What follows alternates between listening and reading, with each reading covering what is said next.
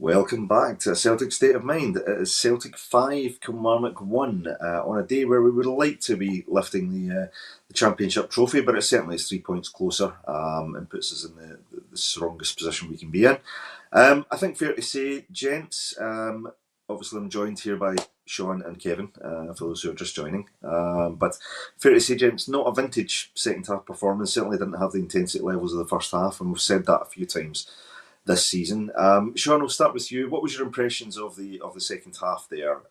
Any concerns about the fact that yet again we don't seem to be able to build on that really high intensity performance in the first half, or is it are we expecting a bit too much? Well, I think that's what it is, right? It's the players were strolling in the second half. I don't want to be too negative because Yeah. the first half, obviously, we were moving a lot of great movement off the ball, a lot of good intensity to the play, quick first touch passing, and that just wasn't there in the second half so much. We weren't really creating much. And look, that's not. I don't really want to focus on that too much. It's a concern because it's something that's living in the players. We've seen it last week in the first half. We're seeing it this week in the second half. We've seen it in the second half against Hearts, first half against Lazarus. It's coming up pretty consistently. So it's a concern in that sense, a mentality concern. But we did play very well in the first half. We played some great football, great movement, great one-touch stuff. So I'm not concerned overall, but you're right. That is a note to be concerned about. Maybe not something we can overly focus. We need to overly focus on when we've won 5-1. Yeah. I think it's important to remember it's been a long, hard season as well, and it does take a toll both mentally and physically. And then look, there were some moments in that second half. We see a great effort from Engles, hit the bar, very very unlucky.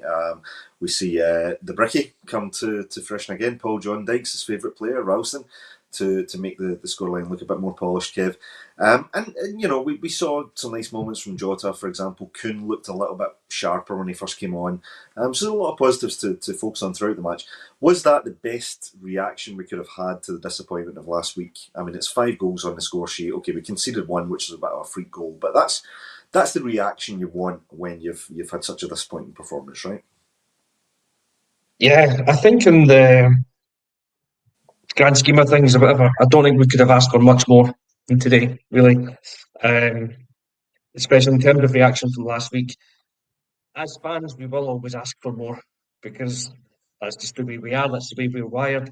Um, I'd said at the half time, we've got 4 in that first half. I want to get 4 in the second half as well. I want to see us just kind of just continue going for it and show no mercy, as they say, and just try and rack up as many goals as possible because it makes it a more entertaining game for us as the fans to watch.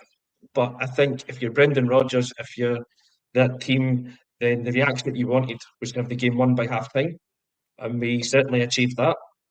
And then the second half, as I say, fans' perspective, you want to see that intensity maintained. You want to see the likes of Kuhn and Jota coming off the bench and making an impact and putting in those kind of statement impact sub appearances that make it difficult to keep them out of the team for the next couple of games. We didn't really get that, but because we're 4-1 up, we didn't need to get that. So I suppose if we're being pragmatic about it, we'll go, we've won the game in the first half, we've won it by half an hour, we've won it in the first third of the game. So the rest of it can just be about managing the players through that. The point you make there as well, it has been a long, hard season. A lot of those players have got big minutes in them throughout the course of this season. So I guess now that we're coming into the kind of say the business end of the season, the cup final, well, getting carried away with myself then, the cup semi-final and then the cup final become the things that we're working towards now for the rest of this season. So if we get an hour like we did at the Greg Taylor every week, if we can get Ralston to come on for the final 10, 15 minutes and rest up Johnson, if we know that we can have we can take the opportunity to have both Kuhn and Jota, who are 2 fantastic players in their game, out the team, and then bring them back in and keep them fresh for the cup running. Then I think we've got to look at it and go, it's a good day's work, right? Yeah. 5-1, can't really complain. Sure, we would find something if we really wanted to, but it's 5-1. We've now got one hand and four fingers of the other around the trophy. Hopefully tomorrow, if the result goes our way, we can do an emergency broadcast and we can celebrate something still by the end of this weekend. Well, there have been calls for that if it happens, but like we'll take nothing for granted. And I think you're right to point out, we can't take our appearance in the Scottish Cup final as for granted. We've got a very hard game against St Johnstone, who, as they proved last week, when they are up for a fight, they are very, very difficult to beat. So this was as good preparation as we could have. Sean, we spoke a little bit pre-match about the 4 changes that Brendan introduced from the start of the game. 4 players coming in. Those were Taylor, Scales coming in, Ida coming in, and who was the other one now? Who was it? Forrest. And Forrest, Jamesy Forrest. Out of those 4, who stood out for you? And when I look at it, I think my vote would go for Taylor as being the most effective change today. But what were your thoughts? Well, the sponsors gave man of the match to Taylor. Actually, I thought Engles edged it for me, but Taylor did play very well. Even I said it at half time, and I'm still a bit perplexed by it. Like this having a left back playing midfield, I don't really get it, because when Schlupp came on, he played the same role, and he wasn't as good. So Taylor was clearly an effective number 6. He did a very good job, and he freed up the other 2 midfielders, and Engles and Hatate. But then you do a like for like swap with Schlupp, and it doesn't work, and it's like, why didn't you just put McCowan or Bernardo on in there, in the first place, instead of bringing on Schlupp? And we end up with McCowan finishing the game up front. I didn't really. It was a bit confusing to me, to be honest. That was a little bit of a strange one, yeah. Yeah, we've got 2 centre backs in the bench and no other strikers. Like, you could put Johnny Kenny in there, right, or whatever. So it was a weird one for me. But yeah, Taylor definitely stood out from those changes. But I thought Forrest was very good as well. He has a great touch. Which goal was it now? Was it the second goal where he plays the ball in? Yes, it was Engles. That's that triangle. It's great build up, but yeah, Forrest. I think it was I don't remember. 4th second one. Those were both good build ups on the right wings, and Forrest was involved with a great touch around the corner for one of those, and so it was. Yeah, it was good, and I thought we needed to shake it up. We needed to let players like when Kuhn came on, he looked intense. He looked like and he didn't get anything to come off for him, but he was better. Like he showed a good bit of pace and a good bit of skill straight away. But the ball wasn't finding him as much, and when he was cutting inside, players weren't moving as much, so it was a little bit unfair in that sense. So there wasn't enough going on around him for him to be able to translate that smouldering intensity he had on his face into something productive. But it was good. We did need to freshen up. It did make a difference. The players seem to have reacted to the chastisement they've got during the week. So even if they did really obviously drop it in the second half, which was disappointing, but it's not what today was about. Today was a 5-1 win. You score 5 goals, play a great first half. Yeah, absolutely. Kev, you mentioned at half time the one possible disappointment is you felt that Adam Ida, who obviously came in, got his opportunity to play up front today, he didn't feel as though his hold-up play was quite as good as you'd maybe hoped for or expected. He had some minutes in the second half there as well. How would you rate his overall performance? And we say that with bearing in mind it's very difficult to come out of the cold, to get that sharpness. I think he is a player who feeds on goals and confidence. But is he giving Brendan any food for thought at the moment, or is he still very much second in the pecking order to Maeda based off that? In my opinion, still very much second, I would say. I thought he was our poorest performer over the time he was on the park. I can't fault his effort and application because I think he was definitely trying. He was getting into good positions to receive those passes, but it was every time the ball was coming in, instead of trying to hold it in and let somebody move off him, he was trying to pop it off first time, and he didn't find anyone. The few times he did try and hold it in, his touch wasn't great.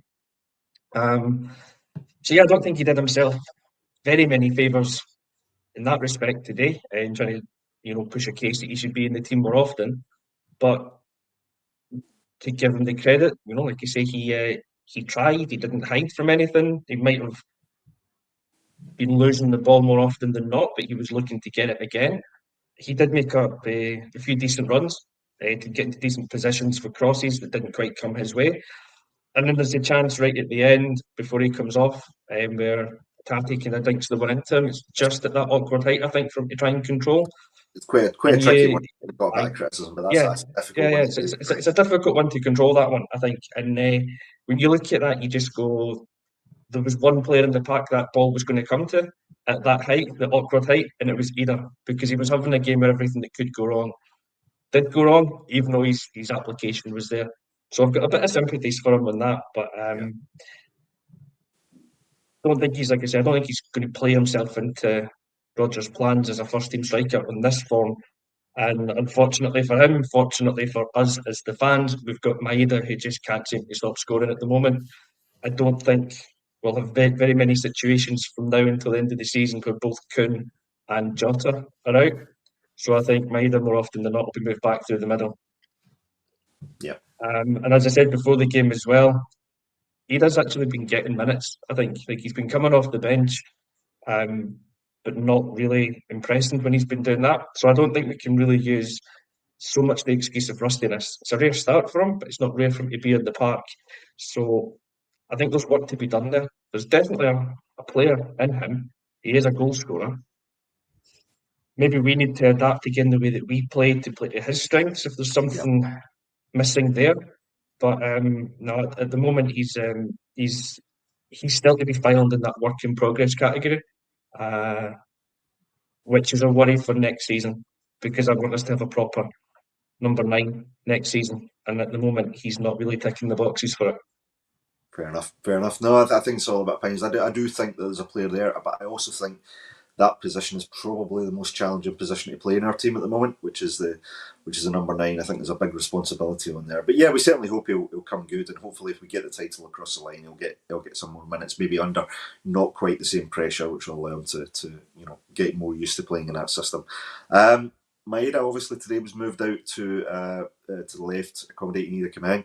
And even in that position, okay, probably not his, what he'd consider his best goal, but he still gets on the score sheet, Sean, and maybe unfairly not to have 2 today, but another good performance from him. And he's a player that just, you can't leave him out, can you? He's just too consistent in terms of what he brings to the team. Yeah, look, he should have had 2. I think I didn't think that was offside, but that's the crayon lines have said it was off, and that we're going to put it halfway up the shoulder of this guy and just floating in front of this guy. Until we get a better version of VAR, that's what we're going to get.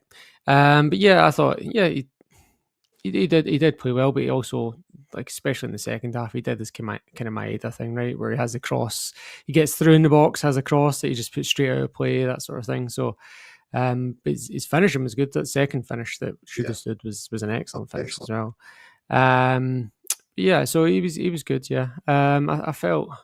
Yeah, there was Scales and Sinisalo were a little bit shaky at the back. Scales puts 2 passes out of play at one point, like under no pressure. Sinisalo gets caught in possession once. He puts Scales under pressure another time. He gave away another one with a roll at Hatate. I thought they were a little bit shaky for me. But I think the clinical nature of what we did in the first half really was made the difference.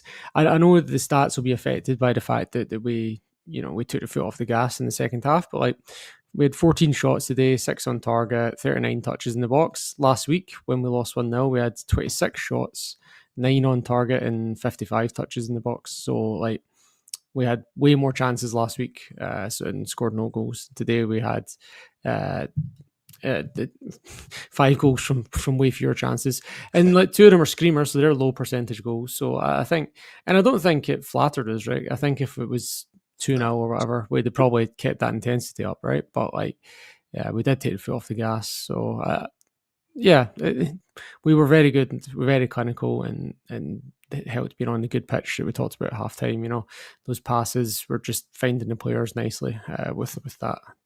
The run of the ball on the nice green grass that we didn't see last week, and we might not see in any more away games for the rest of the season, although it's Hampden next week, so I hope that's good. Been any Bon Jovi concerts recently? I hope not. That's always a worry, isn't it?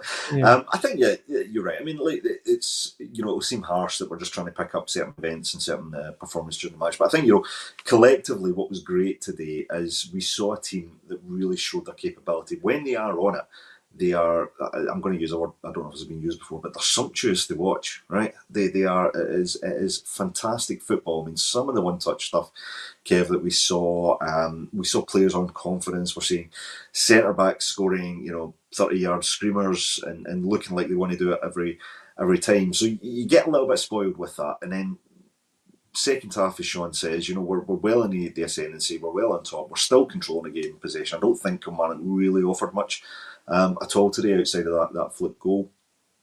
And I also think you look at players like Sinisalo, a very, very difficult job to be a goalkeeper at Celtic. When games like that, you're rarely called into action, but then you have to be on it for that moment. And even he himself spoke to that in his press conference, that it's the hardest part is keeping the concentration levels up and making sure you're ready when the moment it comes. But I think what we want to see is that level of intensity, even if we don't get it throughout the 90 minutes, but we want to see that to the extent that we've put teams away. And then if we do drop the intensity levels, whether deliberately or just by virtue of how the opposition's playing, we've got that comfort, we've got that barrier to kind of help us through the match. What do we need to? We need to see this for the semi-final, don't we? Because we saw what happens against a team like St Johnstone, who are fighting for their life domestically. They've got everything to play for, and they gave us a real hard game. And because we weren't playing at our level, we didn't get the result. We can't allow that to happen in the semi-final, can we? No, and I'm fairly confident that we won't. We've got a precedent already this season for that when the game against Aberdeen. So they came to Celtic Park, we were 2-0 up and fairly coasting. They've got a 2-2 draw out of the game. And then a few weeks later, we play them in the League Cup semi-final and we blow them out the water. We absolutely, to use Sean's word from before the game, we scud them. And I've a feeling that we could have a similar outcome next week, and it's not trying to be overly confident or getting carried away with it. But what you spoke about with that level of intensity that we played with in the first half, the one-touch passing and movement, there's no team in Scotland can live with us when we play like that. So we've got a score to settle against St Johnstone now, which it's usually the other way around. The teams are coming, trying to avenge the last defeat against us. Well, we've got a wrong to put right against them. We'll be playing on what is hopefully a better surface, one that will suit us and our style of play. We've got a cup final at the end of it and the chance of a treble. And I just think there's so many things, so many motivators for us to go out there and put in a performance again next week that I'll go into that one with loads of confidence. I think we'll do it. And as I say, when we're on fire, no one can touch us. And that's what we need to do. That first half an hour of the game, we've gone out, we've controlled it, we've destroyed Kilmarnock, we've put the game to bed. There's no need for us to put in the performance that we want to see for the next hour because it's done. Kilmarnock are never coming back. They probably managed to get a touch of the ball in our box, but it wouldn't have happened until midway through the second half. That was the level of control we had in it. So I think we've got to look at that and go, it was just such a professional performance from us. And if we do that every week between now until the end of the season, I think we'll be very happy boys doing these kind of shows until the end of May. Absolutely. Yeah, no, I completely agree. I want to talk about today's man of the match. He's a player that's obviously been subject of a lot of discussion, Greg Taylor. I was really impressed with his performance today. Kevin, earlier you mentioned a point that I'd made on the Acsom group chat to say that you have to weigh up what you lose if a player like Taylor goes. We know that there's areas of his game he can improve. We've talked about his defensive deficiencies, Sean, over the course of the season. But when he contributes to the kind of performance like he did today, passing, intelligent movement, supporting the centre backs by playing that kind of number 6 role. I appreciate maybe at the expense of that left back position, and we know that the Kilmarnock's goal came from there.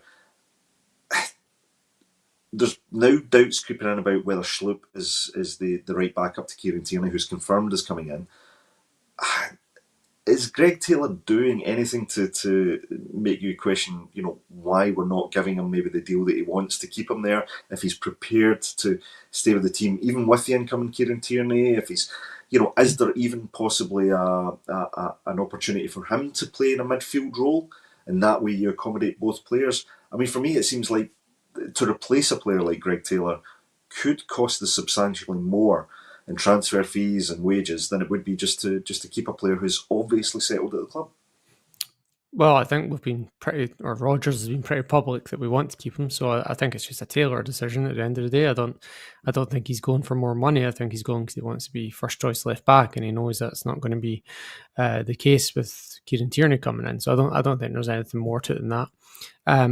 My main problem with the Greg Taylor role is that he's just so, I don't know, he does it really well, he does, but when you look at the Kilmarnock goal, he's nowhere near it, and it's the right winger for Kilmarnock, and he's not even in the frame. So, his problems are defensive, and we've seen that in Europe. This is not Europe. This is a home game against a team that's second bottom of the league or third bottom of the league. So, we know he can go into that number 6 role and spray passes about, and he does get forward well, and he does link up well. He makes runs in, good diagonals and triangles, all that sort of thing. He does that really well. He came on with the pitch today with his little kid. It looked like it was about a month old or something.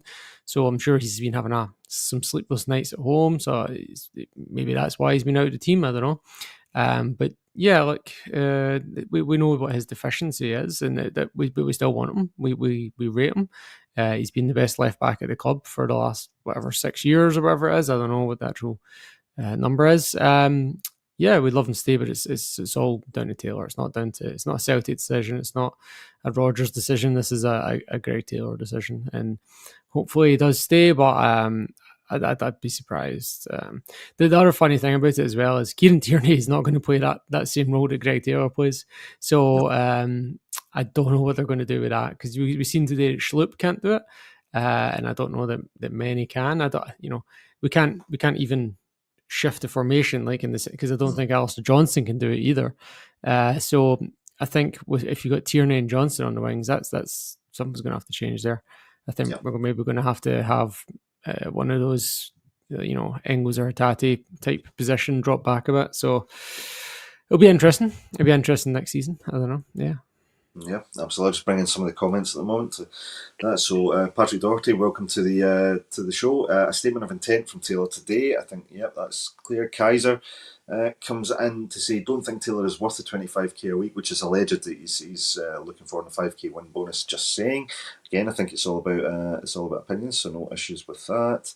I'll just make that comment, and there we go.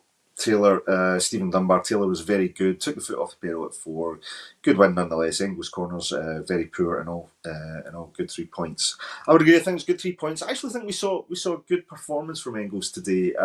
I thought he was the best player in the pitch. I predicted he would score from open play, and he came very, very close today. I thought it was one of his better performances. I mean, he won quite a few free kicks. He was very forward thinking, very, very unlucky with that one that he does curl in, and you actually see the frustration after he misses it. He turns around and he swings the arms, and you think, God, you almost feel, is he feeling the pressure to contribute more from an outfield standpoint to the goals? Because we know he can do it from penalties, Kev, as we spoke about.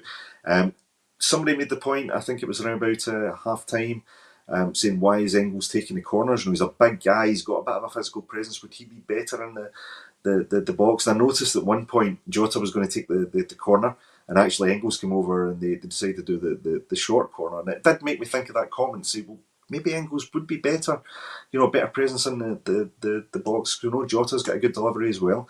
But it was a good performance from a player who's been under a bit of scrutiny, in recent months, as we spoke about. Answered a few critics today for you? I hope so, yeah. I'm not one of his critics, so he's not answered anything from me. He's just confirmed from me. I think he's a really good player. I agree with Semi, agree with Sean on it. I would probably think Taylor is my man of the match, but my close second behind was Engles. I thought he was excellent. Like you say, said at half time he didn't get any assists, but he's got the pre-assist, which is the new one. But he's involved in moves that lead up to the goals. He's linking the play up. He looked very confident in the ball today, and I think he generally has in most games.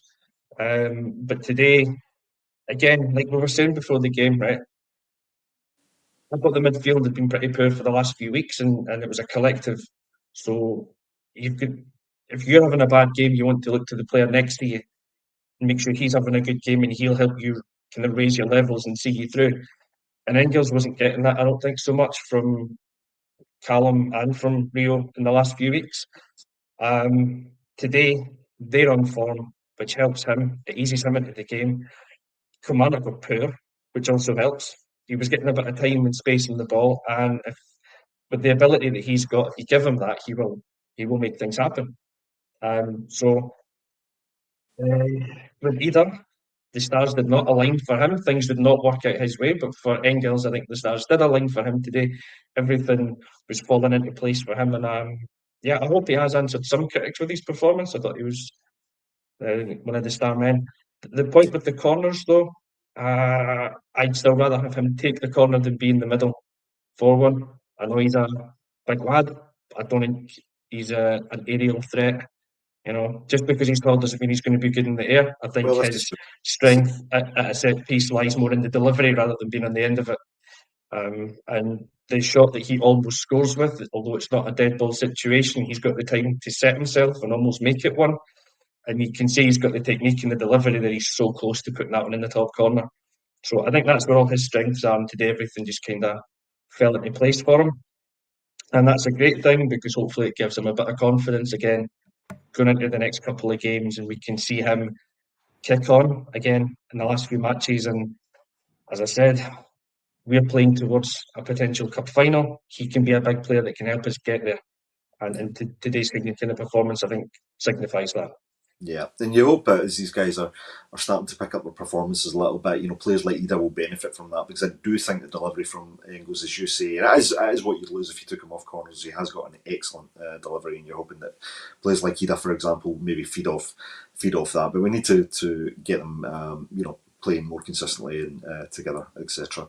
There's another player we've not spoken about here, maybe unfairly, Sean. I do want to talk about him. It's Reo Hatate. We often talk about the two sides of Reo Hatate. We get the maverick kind of Hollywood player who can pull off fantastic shots, great passes, very very influential in games. And then we get the Reo Hatate who is never, I think, for lack of trying, but sometimes it just doesn't come off. Today we got the former. I think an absolute beautiful goal, two really good goals, and he was in the mood today. Some of his footwork for the goals was excellent. Maybe like most of the players, kind of dropped off a little bit in that second half, but he had a really effective game today. What did you make of his performance? Yeah, I agree. He was great for an hour, and then he does kind of stop running a little bit at that point. There's one point Greg Taylor has to tell him to move because he's just kind of hiding in the number 6. He's deeper than Taylor and McGregor, and Taylor's pointing like you should be in there. And then like 5 minutes later, Schlupp takes a throw into him, and he just plays it straight out of play. So that's the sort of thing that he gets painted with, right? But in that first half, he was excellent. The shot you're talking about from 25 yards was a great goal. He's got great off the ball movement. I think for his second goal, the composure to take a touch and finish was very good as well. Just finding that space. I think if you're Kilmarnock, you're actually probably raging about that goal. That Hatate's managed to get that much space inside the box, but he deals with it well when it does come in. But yeah, you do see both sides of Hatate in every game, and you're just hoping that the great things he does outweigh the frustrating things that he does, and certainly did today. Which is not to say we didn't see those both sides like we always do. Yeah, absolutely. Well, it's been I think it's been a really positive result. Great reaction after the St Johnstone game. Albeit we're a little bit greedy as supporters, right? We want to see more goals in the second half. It wasn't necessarily apart from the one from honorary mention to Tony Ralston Paul John Dyke's favourite player, and I have to say I thought he did what he usually does, very reliable, and maybe we're not giving him enough credit. It was actually a very, very good goal he scored at the end to give us that 5-1 win. So it's a few more goals, 3 more points. We're one step closer to the title. I think, as you said, Kev, we've got 1 hand and 4 fingers on it. Tomorrow could be a great day. I'm sure we'd all like to have won it today in front of our own fans, but as long as we get it done, then we give credit where it's due, and it's been a fantastic campaign so far. We need to keep it going to try and hopefully get the next 2 trophies over the line if we can. I just want to say thank you to both Sean and Kevin and everyone that's joined us today. We were well over 1,500 strong when the show was running there. A couple of shout outs I want to give a little shout out to Celtic women's team tomorrow, who are playing a derby match against Rangers. It's been a bit of a tough season for Elena Sudoku and the team, but I had the privilege of being at the press conference with both Elena and Captain Kelly Clark yesterday, and even in the face of criticism, which is part and parcel of being at this club, the passion that came across and the desire and the determination that came across from both of them was very evident. So we wish them well for tomorrow. Our next game is obviously at Hampden against St Johnstone. It's going to be a big one. We will be there to cover that, and we hope you join us. But for the moment, thank you very much indeed for supporting A Celtic State of Mind. We'll see you next week. Hail, hail. Hail, hail. Cheers, Chris. Thanks.